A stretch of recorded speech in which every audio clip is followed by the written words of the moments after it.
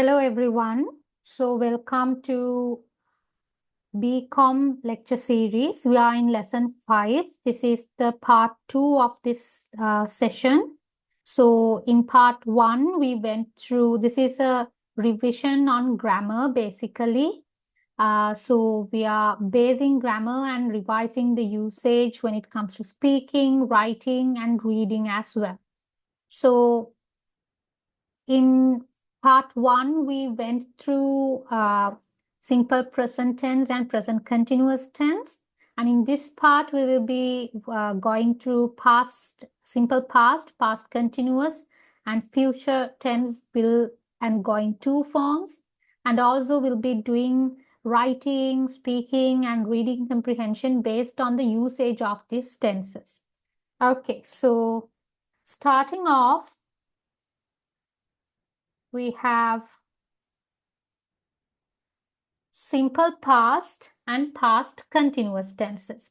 So I think when it comes to talking about past, one of the main issues that talking or writing and when you have to use past tenses, one thing that is very confusing is simple past and past continuous, and also past perfect. We'll be talking about that in the next session. Okay, so simple past and past continuous, we'll see the difference. Okay, there's a difference when it comes to the usage. So both are about the past. We are talking about the past, but simple past, we are talking about a finished action. Okay, something we did in the past, something happened in the past. But when it comes to past continuous, we are talking about an activity that was happening for a duration of time. Or that something was happening and another thing interrupted that. Okay, and or two things were happening during the same period of time. Okay, in the past. Okay, for these things we use past continuous instead of simple past. Okay, so let's go through this video first to get a better understanding about past continuous and simple past usage. This is a story, so they are using both the tenses. So you can see when you are narrating a story, how when to use simple past and when to use past continuous.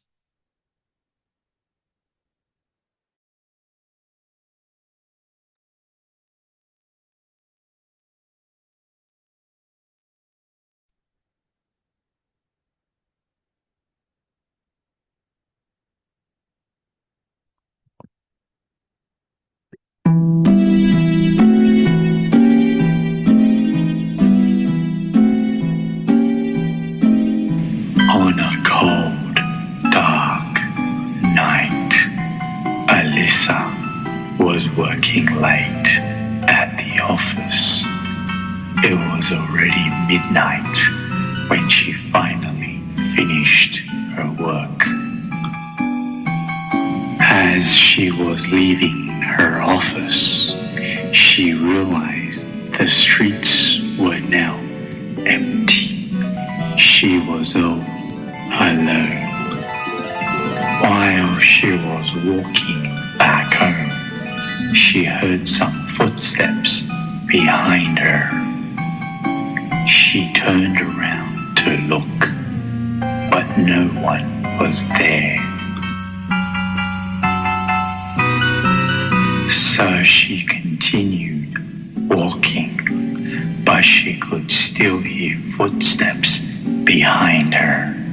Alyssa is really scared now, and she started to run, but the footsteps behind her got louder and faster. Someone was chasing her. As she was running, she saw a cemetery. She quickly ran into the cemetery and hid there. When Alyssa was hiding, the footsteps stopped.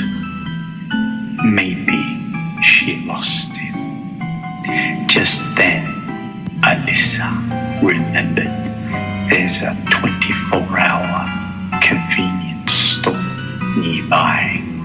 She can go there for help.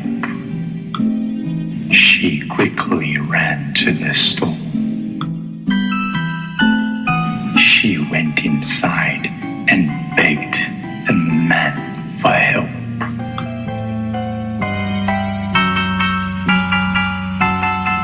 But the man said to her,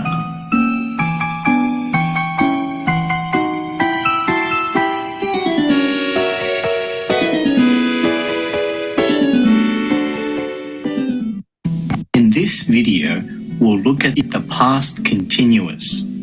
You may also know this as the past progressive. We use the past continuous to talk about an action in progress in the past. Let's examine this using a timeline with the example, someone was chasing her. Someone started chasing her sometime in the past, but we don't know when. And that person stopped chasing her sometime in the past. Again, we don't know when. But we are talking about the whole period from start to finish. We can also use the past continuous for background events. For example, on a cold, dark night, Alyssa was working late at the office. This sentence sets the background and the setting of the story. Irish ice cream.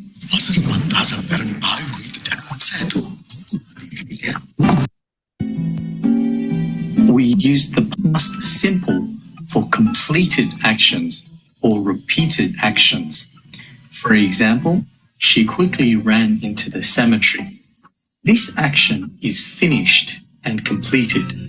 When we use two past simple actions, the second action happened after the first action.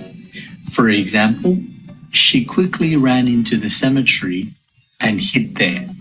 So she ran into the cemetery first, then she hid inside the cemetery. We can also combine the past continuous with the past simple. The past continuous refers to a longer background action or situation. The past simple refers to a shorter action. The shorter action happened while the longer action was still happening.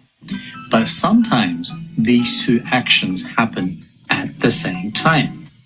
For example, as she was leaving her office, she realized the streets were now empty. In this sentence, Alyssa leaving her office is the longer action, and her realizing that the streets were now empty is the shorter action. So Alyssa was leaving her office, and during this time, she noticed that the streets were now empty.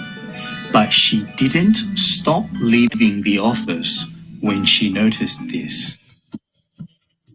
Sometimes the shorter action interrupted the longer action. While she was walking back home, she heard some footsteps behind her. She turned around to look. Alyssa walking back home is the longer action. Hearing the footsteps is the shorter action. In this case, the footsteps interrupted her walking and made her stop to look back before she continued walking again. We can use two past continuous actions in the same sentence to show that both actions were happening at the same time. For example, I was walking home and someone was following me. We don't know which action started first. Maybe the mysterious stalker started following Alyssa before she even left the office. Or maybe he started following her sometime after she left the office. We also don't know which one finished first. Maybe the stalker stopped following her after she arrived home, or maybe sometime before she arrived home. We just know that during a certain period in the past, these two actions were happening at the same time. We can also use 3, 4, 5, or even more past continuous actions in the same sentence, and all these actions were happening at the same time, sometime in the past. Let's look at the form now. The form for statements is subject plus was or were, or wasn't and weren't for negatives, plus verb in the ing form. For example, Alyssa was working late at the office. The form for yes-no questions is was or were plus subject plus verb in the ing form. Was Alyssa working late? For open questions, it's WH how question word plus was or were plus subject plus verb in the ing form. Why was Alyssa working late? To join past continuous and past simple actions, we use conjunctions such as while, when, and as. For example, while she was walking home, she heard some footsteps behind her. When Alyssa was hiding, the footsteps stopped. As she was running, she saw a cemetery. We can also switch the order of the tenses by placing the past simple at the front of the sentence. She heard some footsteps behind her while she was walking back home. Let's look at another example now. Alyssa was at home watching TV when her phone rang. Which action started first? Alyssa watching TV or her phone ringing?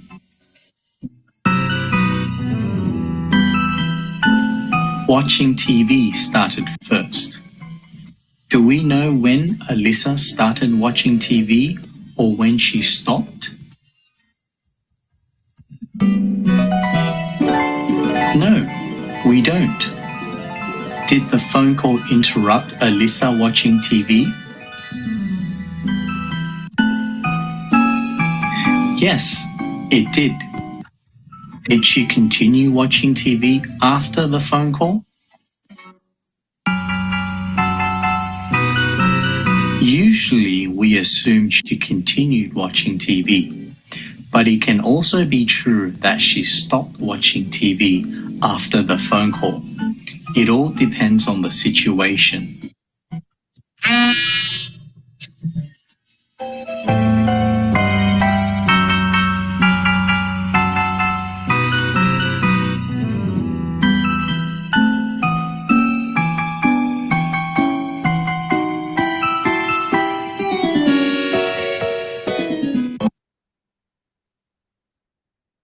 If you've enjoyed our video, please visit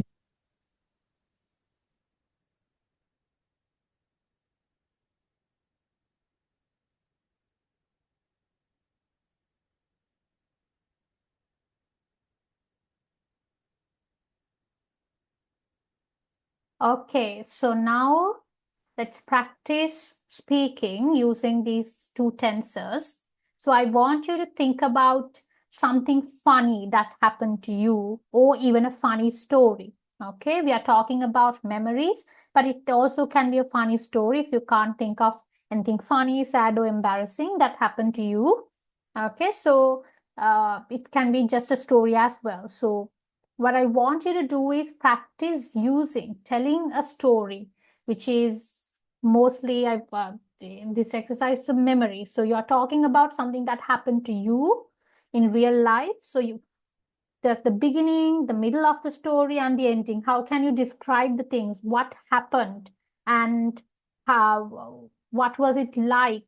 Okay, what can you describe about the experience or whatever that will help to add to the story? So practice telling a story. So one day when I was at the office, so when I was working or when I went out with my friend, we were just having a chat, and all of the sudden this happened, and then it led to this. So like that. So you can use the word sequencing words, like first, then after that, finally, okay, at last, okay. So like that. So at the end, we all laughed, and we laughed at ourselves. Okay, so we laughed it out. Okay, so practice using past tense to talk about a funny incident that happened to you, and then move to the next one, which is a sad incident. Okay, so then move to the sad incident, and finally to something embarrassing that happened to you. Something made you feel ashamed or embarrassed. That kind of talk about an experience that was embarrassing. Okay, so you can't, something that you can't delete from your mind. Okay, so practice talking about all these three things. Okay, I want you to take time, talk, practice, okay, and then we'll be moving to the reading comprehension. Okay, so you can pause the video here, practice the activity. Without doing this, don't move to the other one. So we need to practice it first. Practice the usage. Whatever happens, even if it's wrong, even if you're struggling to tell a story, you have to start doing it with the practice only, the speaking improves. Okay, so yes, pause the video, practice it. You can't do it in a one go. You can take your time. Okay, keep practicing telling stories to practice past tense usage. Okay, so moving to the reading comprehension, we have a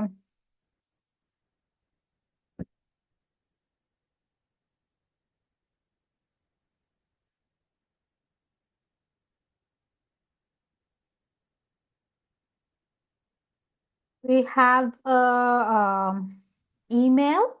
Okay, so go through the preparation task, which is vocabulary task. So these are more like idiomatic expressions. These are phrases. Okay, so they actually don't have a direct meaning. So these are like things we indirectly say, use. Okay, idiomatic expressions. So check the meaning and match with the definition, and we'll discuss, and then we'll go through the comprehension.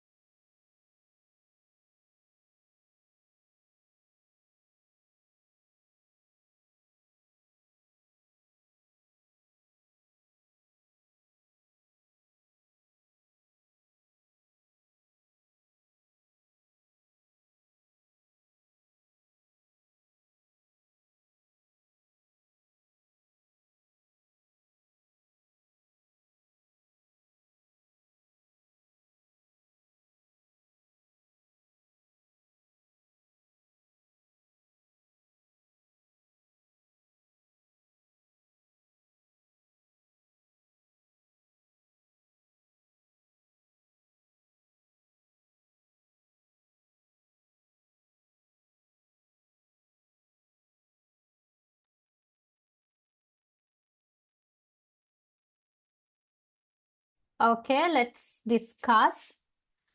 To tell or warn someone that something is going to happen, to give someone a heads up, to have more complete perspective on a situation, to see the big picture, to change the targets or the rules of a situation unfairly, to move the goalposts, to feel as if people are making difficult demands of you that push you past what you are comfortable doing, to feel stretched, to learn the basics of how to perform a job or a task, to learn the ropes, to make brief contact with someone, to touch the base with someone, to be in a situation where you feel loyalty to two opposing groups of people, to feel pulled in both directions, to be able to progress without much difficulty, to have a smooth sailing experience. Okay, so we have a email. Let's go through that from Joe Backhouse to Carl Anderson. Subject: support for Judy. Dear Carl, I received a call from Judy a couple of days ago to discuss some of the issues that she was having, and I thought I'd give you a heads up on what was said, seeing that you are Judy's project team leader. Judy really enjoys working with you and the team and finds the project very interesting, but I think she's feeling a bit lost and struggling to see the big picture. It seems that she's been given an unfair amount of autonomy to carry out the task that you've given her. And of course, this level of delegation is not uncommon in your branch. But I believe in her Tokyo office, she is used to a bit more managerial direction and guidance, and so is finding this international project quite daunting. When I asked her about meeting her deadlines, she mentioned that due to the recent changes to the project timeline, her goalposts have been moved and she doesn't seem to really understand why this has happened. Bearing in mind that she is also facing simultaneous deadlines from her department in Tokyo, we can presume that she might be feeling a bit stretched. Looking ahead, I was wondering if we could make it easier for Judy by offering her more direction when setting her tasks, at least until she learns the ropes and gets used to the working unsupervised. I think she'd also appreciate you giving her a clear idea on how her role in the team fits into the overview of things. Do you think you could maybe outline the group and the individual targets at the next team meeting, and that way everyone not only gets a reminder of the end goal, but each team member, including Judy, might have a more holistic view of the whole project? I was also thinking it might help to touch base with her every so often to make sure that she is up to date with any changes to the overall plan of attack. In the meantime, I'll write to her manager in the Tokyo office and see how aware they are of the deadlines you've given her, and if they could in some way review her responsibilities and coordinate her tasks so that she doesn't constantly feel pulled in both directions. Judy is an extremely conscientious worker and is eager to contribute positively to the team. Personally, I think she is someone with high potential and will be an asset to our international projects if properly mentored. I'm keen to know your thoughts on the matter, and I'm open for any suggestions on how we could better support Judy so that she has a more smooth sailing experience on the team. Best regards, Joe Baxon, Head of the Department International Projects. Okay, so this was a mixture of tenses. Okay, so it's not just past tenses. Okay, so let's go through the task. So we have a multiple choice question task, and then match the problems A to D with the solution 1 to 4 that Joe suggests. We'll do both. I'll give you time to do both. Okay.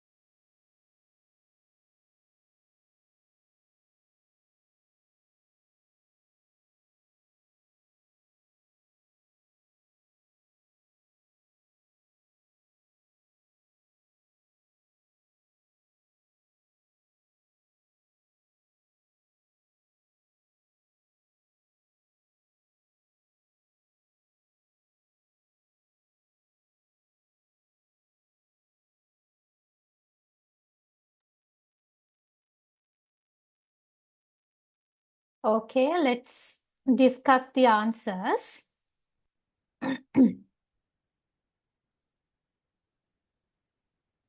So the first one, why is Joe writing to Carl? To suggest that his team management style is not suitable? No. To tell him, to let him know about the issues his team member is facing and help him manage them? Yes. To tell him how to solve his problems? No. To ask him to take it easy on Judy? Not that either. So B, answer B. Why is Judy not used to, what is Judy not used to? Being told what to do? No. Collaborating with people internationally? No. Being left to do things on her own? Yeah. Delegating work to other people? No. So answer C, being left to do things on her own. She needs more guidance. Why is Judy confused by the changing targets? She feels as if she needs to understand the reasons for the changes. She has simultaneous deadlines from the Tokyo, not the reason for confusion. She doesn't want to know the bigger picture, just her part. No, she doesn't like meeting deadlines. No, so answer A. Who might benefit from having a better overview of the project and a better understanding of how the individual tasks fit together to achieve the group target? Judy and the rest of Carl's team. Answer D. What does Joe think of Judy? Judy, answer C. Judy is very hardworking and capable and will go far in the company. Which of these does Joe do in her email? Mix positives in with the negatives, focus on the solution, use language to show that her expressing her own opinion or possibility and not hard facts, all of the above. It's all of the above. Let's match the problem with the solution. We'll start with the solutions. It is easy. Carl could outline the team and individual targets during the next week.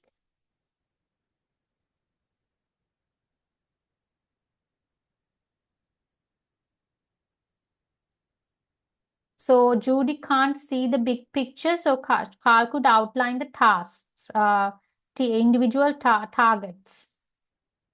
Carl could give her more direction until she learns the ropes. Judy is not used to so much autonomy. Carl could touch base with her regularly and make sure she is up to the date with the changes.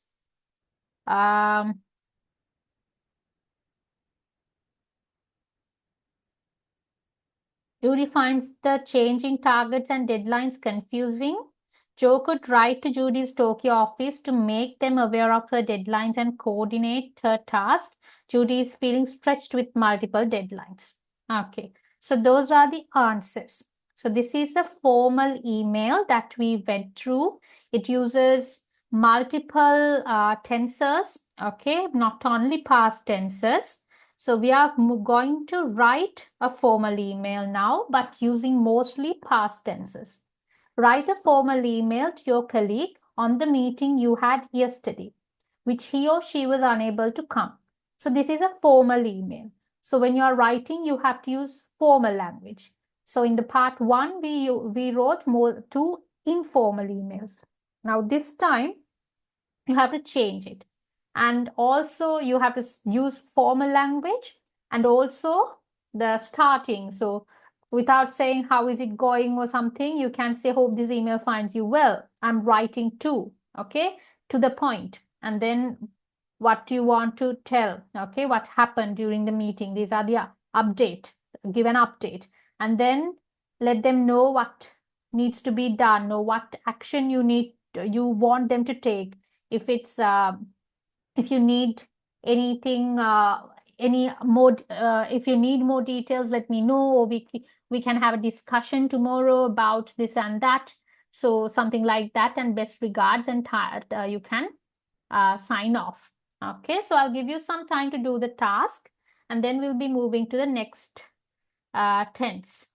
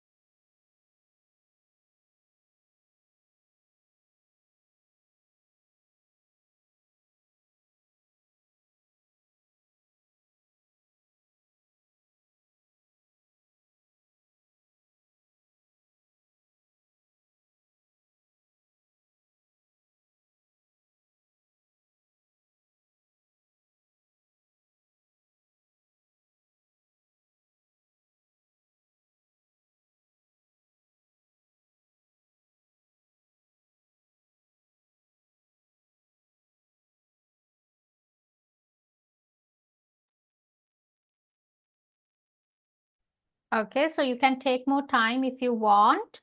So remember, you can't repeat. Don't repeat the same thing. The message should be clear, concise, and coherent, and not repetitive. Okay, and you have to check for the language use. Use polite language, professional language.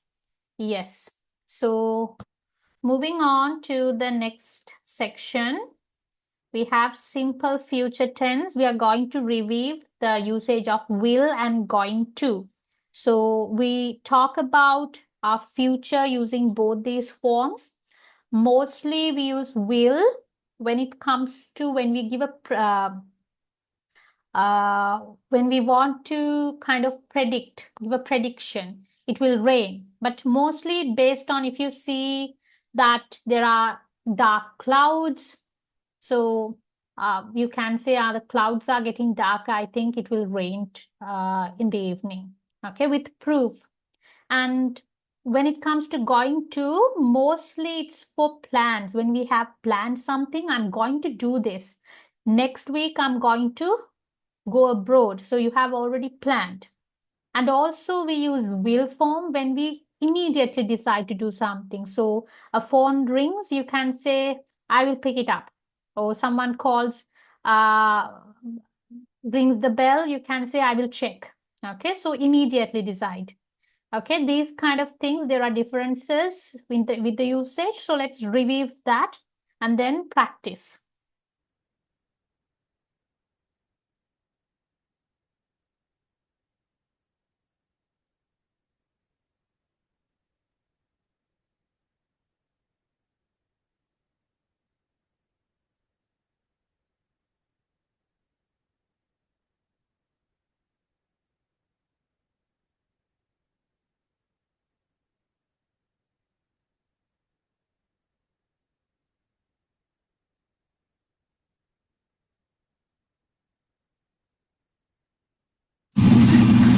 Hi there, my name is Ronnie and I'm going to teach you English.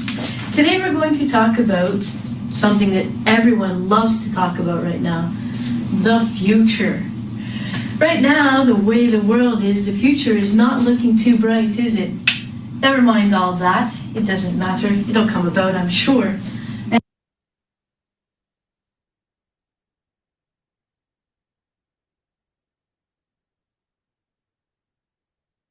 And so, we're going to talk about the future tense. And we can speak about things that happened in the past, things that happened before, things that are happening right now, and also things that are going to happen. This is when we use the future tense. So, we actually have two ways to talk about the future. The first one is using will. So you can say, tomorrow I will eat. Yes, I'm going to eat, I've decided. Tacos. So tomorrow I will eat tacos.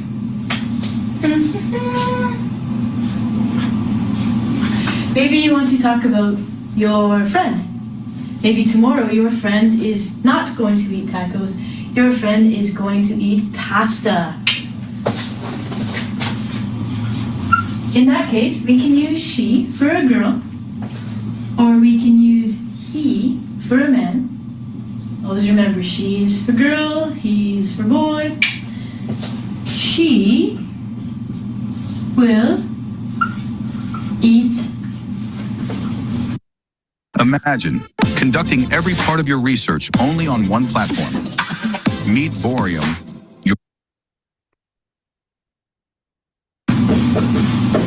Pasta. He. How about your father? What is your father going to eat tonight? He's going to eat hamburgers. He's going to eat hamburgers. Uh-oh.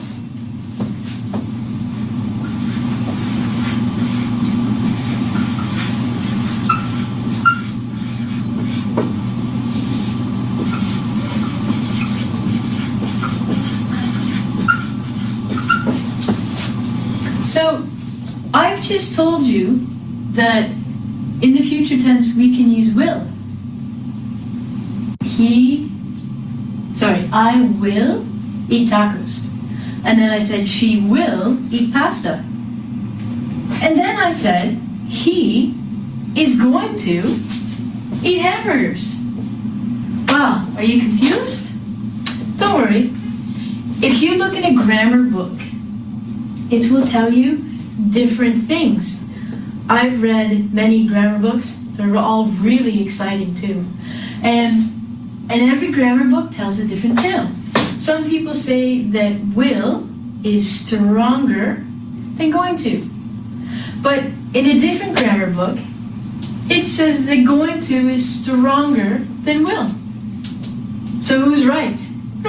It doesn't matter who's right. What matters is that you know when and how to use them. So,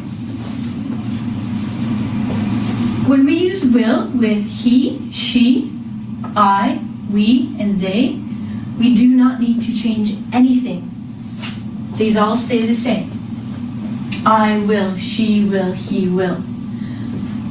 This is where it gets tricky. If you want to use going to, you have to change this verb, okay? This is the basic to be verb. So, do you know what the basic to be verb is that we use with I? Think about it.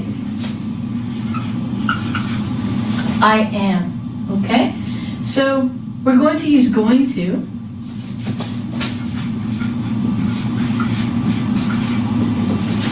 I can say, I am going to. If you want to make it shorter,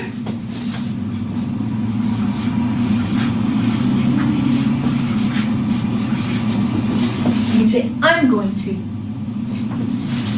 If we use he, which is the boy, or she, girl, we have to use is.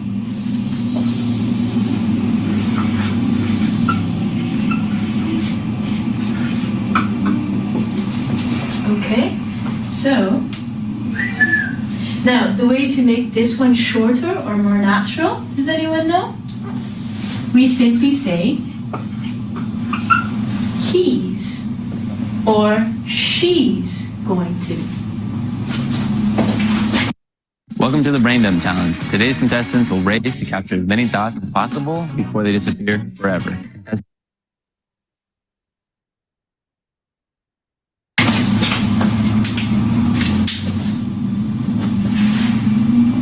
So we've said I am, he is or she is. We shorten it to I'm, he's or she's. And we're going to use going to. Now, what about we? Does anyone remember what the to be form of the verb is we use with we? It is are. Good. We also use are with they and you. We are going to the park. They are going to the park. You are going to the park. To make these ones shorter, we can change it to we're, there, and your. Okay? So let's just add in our future tense. Dot, dot, dot. By the way, this dot, dot, dot means you get to fill in whatever you want. Okay? So we, they, and you are. Okay, just do we're going to, they're going to, and you're going to. When we use I, we have to say I'm, he is, or she is going to. Okay? And the other future tense is will. Now, as I mentioned before, every textbook says something different about the strength and when and why you should use will or going to. All right? There's one rule that I would even follow. Don't like to follow very many rules myself, but this is one that I think is a little bit handy, a good tip. We will use will when we do something very quickly without thinking about it. For example, if I'm sitting at my house and my mom, my dad, my 2 brothers, and my 2 sisters and I are all home and the phone rings, I yell out, "I'll get it!"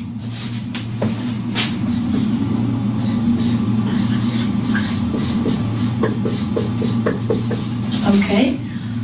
I didn't say, "I'm going to get it." That makes it seem like it's going to take me a long time. Hold on, I'm going to get it. No, you gotta pick that phone up right away. I'll get it. And if you out there who play volleyball, when you're playing volleyball and the ball is coming at you, you're not going to say, "Oh, no, that's okay, I'm gonna get it." You're gonna say, "It's mine, I'll get it." And you hit it. We use this when there's a very short time to think, okay? So just use will. You can remember it when you have a short thinking time or your decision is made quickly.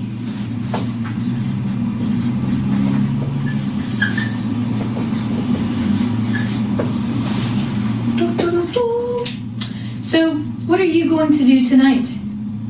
I don't know what I'm going to do, but it sure will be fun.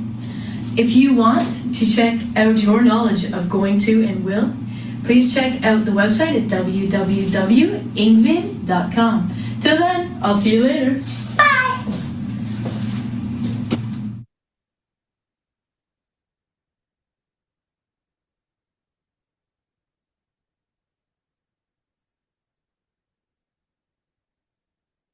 Okay, so now we are going to practice speaking using future forms. Let's talk about your future plans. So for your immediate future, what are your plans? And maybe for this year, what are your plans?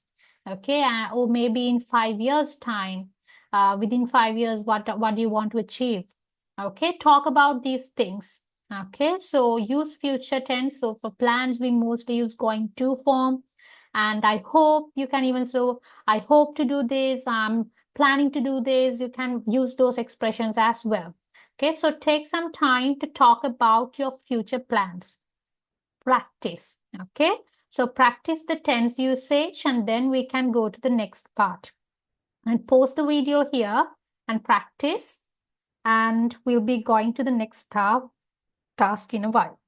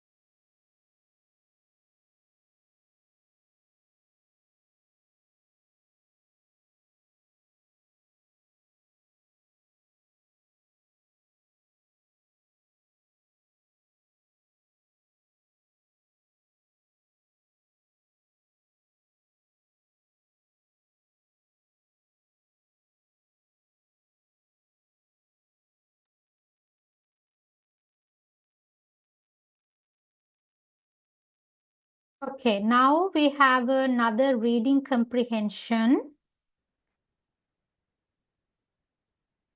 This is about planning an event.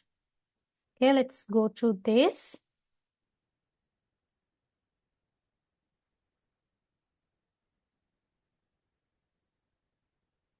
We have a preparation task to go through the vocabulary first. Let's do that. I'll give you some time to check for the meanings and then we'll go through the reading comprehension.